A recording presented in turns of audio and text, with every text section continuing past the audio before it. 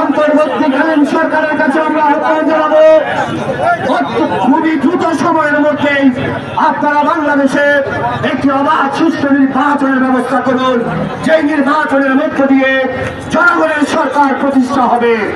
বাংলাদেশ জাতীয়তাবাদী দল গত 16 বছর ধরে রাজপথে আন্দোলন সংগ্রাম করে যাচ্ছে বাংলাদেশের মানুষের গণতান্ত্রিক অধিকার ফিরিয়ে দেওয়ার জন্য, ভোটের অধিকার ফিরিয়ে দেওয়ার জন্য।